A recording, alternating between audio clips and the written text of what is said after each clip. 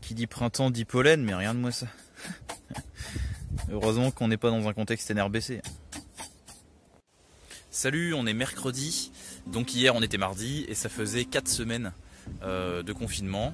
On a appris lundi soir, donc c'était prolongé encore, enfin en tout cas maintenu jusqu'au 11 mai au moins.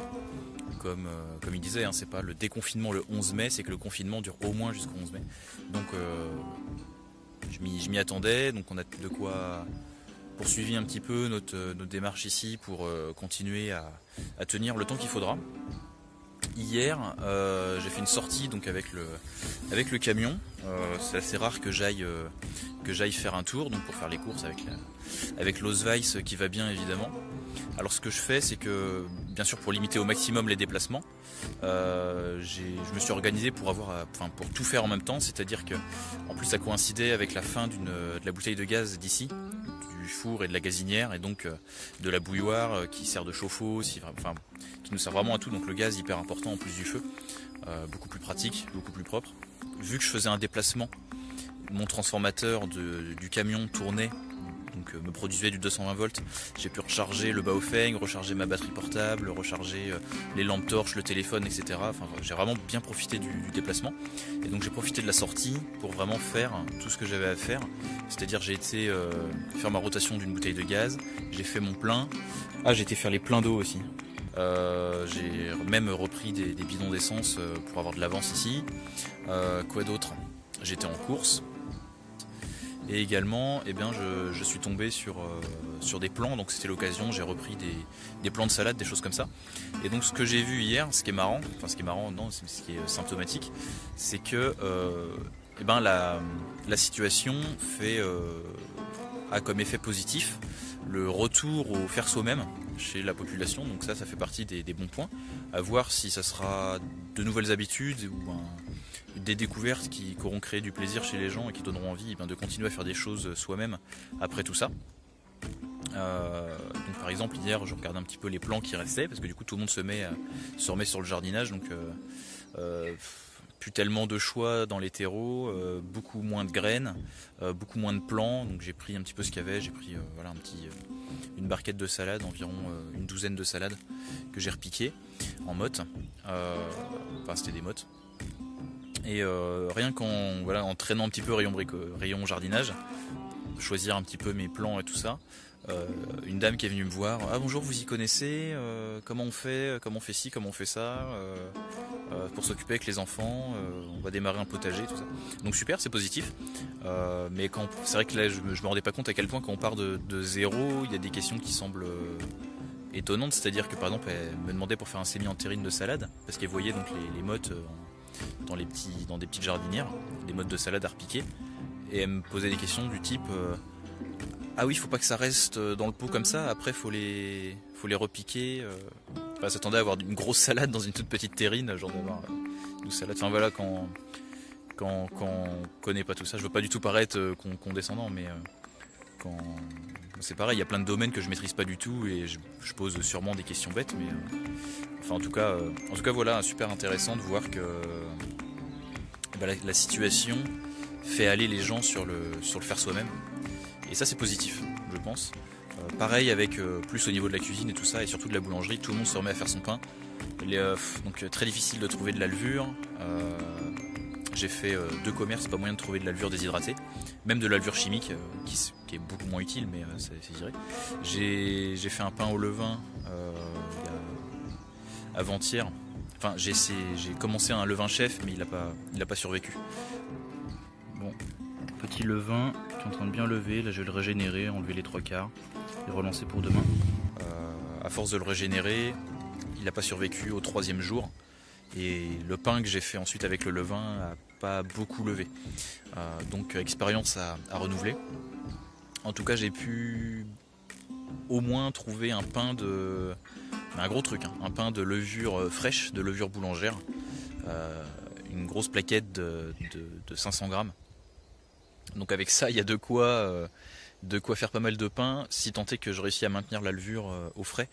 Donc j'y fais gaffe normalement, et Elle doit tenir jusqu'au 13 mai, elle périme le 13 mai. Donc on verra combien de temps dure le pain, combien de temps dure le pain de levure, enfin le bloc de levure fraîche. Je le maintiens au frais, je fais gaffe. Et donc ouais, très difficile de trouver les graines qu'on veut, les plants qu'on veut, de la levure, même de la farine, puis encore des choses voilà, vraiment de stock qui sont aussi tout autant dévalisées dans les commerces où je suis passé. Les boîtes de conserve, le riz, les pâtes, voilà. Par contre les produits frais, comme d'habitude, pas de souci. Donc voilà pour tout ça, pas mal de choses à vous dire en ce mercredi 15 avril, je crois, c'est ça. Vous allez peut-être pas voir, mais elle a des reflets un peu pétrole, un peu bleu pétrole. Du coup on s'est dit qu'on allait l'appeler rouge, comme du fioul rouge. Ah, la pièce maîtresse du camp ici, c'est vraiment le four et la gazinière au gaz. Ça sert matin, midi, soir. Le poste vaisselle et lavage de main, hyper important. Beau temps, donc solaire, douche solaire, de l'énergie gratuite. Quel plaisir, mon bon Seigneur. Petit tour du potager ce matin. Donc les 25 plants de patates, ça n'a pas encore levé là, en lasagne, en but. On attend 25 plants, donc j'attends les 25 kilos, j'espère, ce serait cool. Alors tout ce qui est radis, ça a pas mal levé. Là vous voyez, je vais voir pour les éclaircir peut-être.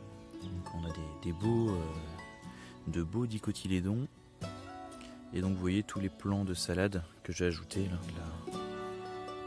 Je sais même plus ce que j'ai pris, je crois que c'était de la batavia rouge, de la feuille de chêne rouge. Donc voilà, que j'ai mis en quinconce à bonne distance.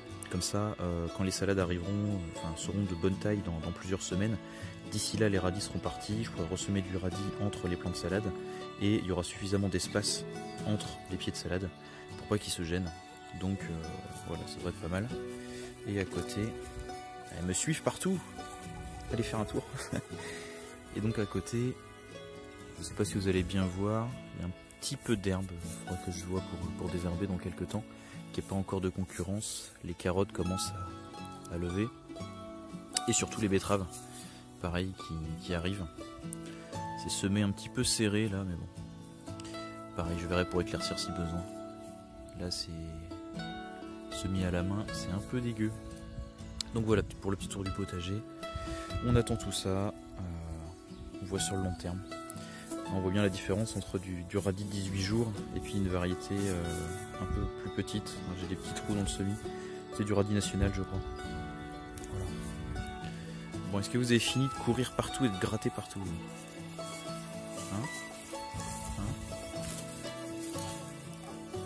Regarde ça, les couleurs qu'elle a comme ça, c'est magnifique. Regarde, c'est bleu-violet. Regarde ça, une belle mouche à merde. Et donc voilà le pain du jour, notre pain quotidien. Donc levé de ce matin. Il y a une bonne tête. À la levure fraîche, donc procurée hier. Super, donc je vais essayer de faire comme ça une boule par jour et on sera tranquille en pain avec nos kilos et nos kilos de farine. On sera tranquille. Bon, le pain du jour, je vais essayer de faire une espèce de baguette comme ça, voir si ça a bien levé. Là j'ai enchaîné sur une pâte à pizza. Ce soir on va se faire pizza. Donc c'est comme une pâte à pain, mais vous connaissez, un peu plus moelleuse, un peu plus humide, et surtout avec un petit filet d'huile d'olive dedans pour un petit peu l'aromatiser. Ouais, j'ai eu envie de faire une petite pizza suite à la vidéo d'hier des Obouks sur sa pizza maison. Donc les Obouks que je salue bien sûr, que j'avais un petit peu caricaturé à l'extrême dans une vidéo récente humoristique. Bon, après coup ça m'embête un peu, parce que s'il y en a bien un que j'ai pas envie de vexer, c'est bien les Obouks que j'adore. Il le sait bien, donc je vous invite à voir sa chaîne bien sûr. Et The Book, je lui fais mes salutations les plus amicales. C'est vraiment quelqu'un que j'adore et que je suis depuis des années. Donc voilà le pain du jour, il n'y a plus qu'à goûter. Donc voilà la pizza, maman, mais bellissima la pizza. Mouah. Déjà une de cuite, elle est bien belle. Alors par rapport au grain, j'ai changé un petit peu la stratégie. Effectivement, le blé était dans un sac en papier. Donc là je l'ai mis dans un fût étanche, un fût en plastique. Ça sera beaucoup mieux protégé, notamment des rongeurs en priorité. Je me suis pris du maïs aussi, mais il me semble que j'ai fait Une erreur de débutant, dites-moi si vous connaissez un petit peu le sujet, si c'est quelque chose qui vous parlera. L'erreur que j'ai fait, je pense, c'est que j'ai pris du maïs entier et non pas du maïs concassé, et les poules ont un petit peu de mal avec les plus gros grains. C'est un peu difficile pour elles de les becqueter, quoi. Donc peut-être une erreur de débutant. Dites-moi si vous avez pensé à ça de votre côté, ce que vous utilisez. Peut-être que du maïs concassé sera plus adapté, donc je vais voir. Pour les grains qui restent, qu'elles n'arrivent pas à manger, peut-être les broyer moi-même avant de leur redonner. Je verrai ça. Tiens, regarde, on va faire un petit test en live.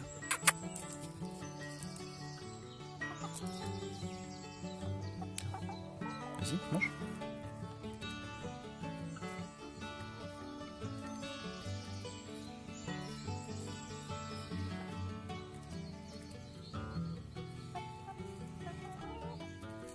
Elles sont emmerdées, hein. T'es emmerdé, hein. Ah, elle va manger le petit, mais le gros, non. Les gros grains, non. Ça les oblige à trier, donc c'est pas idéal. Oh, le con. Ça, les petites baguettes. Les petites baguettes du jour. Hein, les poules. Qu'est-ce qu'elles ont, les poules? Donc voilà quelques jours de ponte qu'on met donc de côté, bien sûr, et qu'on date pour garder un petit peu le cours. On marque la date au crayon de papier dessus. Donc rien de spécial à dire. En moyenne, on a à peu près 2 œufs par jour pour 3 poules. Elles sont encore jeunes, je pense. Un truc que je vous avais pas montré et qui est quand même bien sympa, c'est le trou de combat. Ça va peut-être rappeler des souvenirs à certains. Le trou de combat, donc pour surveiller un périmètre, pour faire du combat. C'est là que je vais filmer la fin de la vidéo. Donc petit blocos. Donc fin de la vidéo dans le trou de combat. Aujourd'hui on est, je sais même plus, le 20. On doit être le 20, c'est ça. On est le 20, donc fin du 4e épisode des chroniques. Je sais pas si je vais encore en faire beaucoup, à moins qu'il se passe des choses spéciales, mais bon, on est là pour encore 3 semaines. Au moins, c'est-à-dire jusqu'à la fin du confinement. Donc dites-moi si vous avez des questions, des choses que vous aimeriez voir un petit peu plus dans le détail, ou des questions techniques.